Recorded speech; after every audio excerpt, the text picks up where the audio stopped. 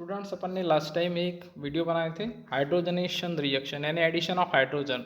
अपन ने एक वीडियो बनाया है डिहाइड्रो हैलोजनेशन रिएक्शन यानी रिमूवल ऑफ हाइड्रोजन और हैलोजन कैसे होता है विथ मैकेनिज्म। तो यहाँ पे मैंने एक एग्जांपल लिया है इथाइल ब्रोमाइड का, जिसकी रिएक्शन हो रही है KOH in the alcoholic condition.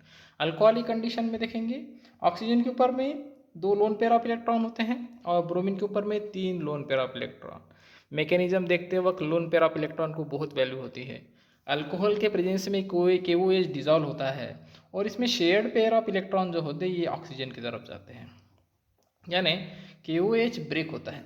KOH breaks as a K positive ion and OH negative ions. अब OH यहाँ पे निगेटिव है क्योंकि ऑक्सीजन के पास में एक इलेक्ट्रॉन ज़्यादा आ गया है, सो ये निगेटिव चार्ज, और पोटेशियम का एक इलेक्ट्रॉन लॉस हो गया है इसलिए पोटेशियम पॉजिटिवली चार्ज। हमेशा सॉल्वेंट जो होता है ये रिएजेंट को ब्रेक करता है और रिएजेंट ब्रेक होने के बाद में फॉर्म होता है एक इलेक्ट्रोफाइल और एक न्यूक्लियोफाइल। अब ये जो होता है ये इस बड़े कंपाउंड पे यानी रिएक्टेंट पे अटैक करता है। अब रिएक्टेंट पे कौन अटैक करेगा, ये रिएक्टेंट ही डिसाइड करेगा क्योंकि इसके पास में इलेक्ट्रॉन्स की भरमार है, इसलिए इसके ऊपर में पॉजिटिव चार्ज वाला यानी इलेक्ट्रोफाइल अटैक करेगा, यानी it is electrophilic attack. So electrophilic attack होता है ब्रोमीन पे। अब देखेंगे अटैक होने के बाद में होता क्या है, देखेंगे स्ट्रक्चर में क्या चीज़ होता है। तो इस तरह से यहाँ पे जैसे हाइड्रोजन है, मैंने हाइड्रोजन बना दिया है, अटैक हो रहा है ब्रोमीन पे। ब्रोमीन के पास में है 3 लोन पेयर ऑफ इलेक्ट्रॉन्स, जिसमें से एक इलेक्ट्रॉन को पोटेशियम अट्रैक्ट करने वाला है। अगर उसने अट्रैक्ट कर लिया अट्रैक्ट, तो यहाँ पे ब्रोमीन ने इलेक्ट्रॉन का लॉस किया है, इसलिए ब्रोमीन बन गया पॉजिटिवली चार्ज और पोटेशियम ने एक इलेक्ट्रॉन वापस ले लिया है जो कि उससे ऑक्सीजन ने ले लिया था। सो इसको इलेक्ट्रॉन वापस मिल गया, इसलिए ये न्यूट्रल चार्ज हो गया। अब न्यूट्रल चार्ज होने के बाद में यहाँ पे 2 इलेक्ट्रॉन आ गए हैं, सो ये शेयरिंग हो जाएगी दोनों की, तो दोनों की शेयरिंग होगी तो एक बॉन्ड बनेगा। हमेशा ध्यान में रखेंगे सिग्मा बॉन्ड में 2 इलेक्ट्रॉन होते हैं और पाई बॉन्ड में 4 इलेक्ट्रॉन होते हैं, यानी every bond is made up of 2 electrons.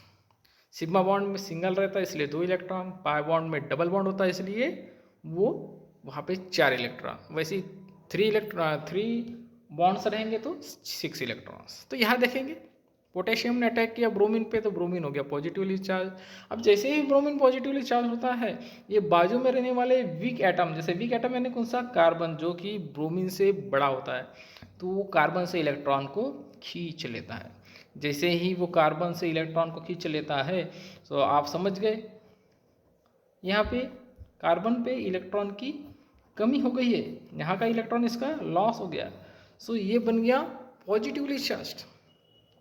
अब ये बाहर निकल गया है पोटेशियम, इसको लगा है ब्रोमीन, ब्रोमीन के पास में फिर से 3 लोन पेयर ऑफ इलेक्ट्रॉन्स जैसे कि हैलोजन के पास होता है। सो ये बन गया अपना KBr, साथ में बना है ये electrophile positive charge on carbon. जैसे ही इसके ऊपर में पॉजिटिव चार्ज आएगा तो आप समझ सकते हैं पॉजिटिव चार्ज आएगा तो क्या होगा। जैसे ही पॉजिटिव चार्ज आया सो ये जो OH बाकी है ये OH जो है इसके ऊपर में अटैक करने वाला है। अब अटैक करेगा तो क्या बनेगा, अब ये जैसे का वैसा मैं यहाँ पे लिख देता हूँ। मैकेनिज़्म समझना बहुत ज़रूरी है, याद करने से अच्छा है ध्यान में रखना। यहाँ पे O और H आ गया है, देखेंगे यहाँ पे ऑक्सीजन के ऊपर में 2 लोन पेयर ऑफ इलेक्ट्रॉन होने चाहिए लेकिन यहाँ 3 है, यानी ये एक इलेक्ट्रॉन शेयर करेगा कार्बन के साथ क्योंकि कार्बन पॉजिटिवली चार्ज है, सो ये बन गया न्यूट्रल। और ऑक्सीजन जो था नेगेटिवली चार्ज हो गया था क्योंकि एक इलेक्ट्रॉन ज़्यादा है, सो वो भी हो गया न्यूट्रल। सो यहाँ पे there is a formation of sigma bond. अब ये बन गया ये एक अल्कोहल, इथाइल अल्कोहल। अब अपन इसे हीट करेंगे तो क्या होगा, dehydration reaction, removal of water, बाजू वाले कार्बन का हाइड्रोजन और यहाँ का OH, इस तरह से यहाँ से H2O बाहर आएगा। बचा हुआ देखेंगे अपन यहाँ CH2। अब कार्बन की वैलेंसी 4 होती है, यहाँ 1 2 3 दिख रही है, यहाँ भी 1 2 3 है, इसलिए ये बन गया double bond.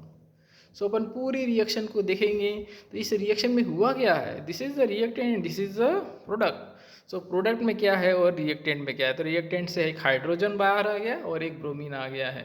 So this is called a dehydrohalogenation. Hydro means hydrogen और हेलो मीन्स ब्रोमीन यहाँ से बाहर आ गया। So this reaction is called as dehydrohalogenation reaction.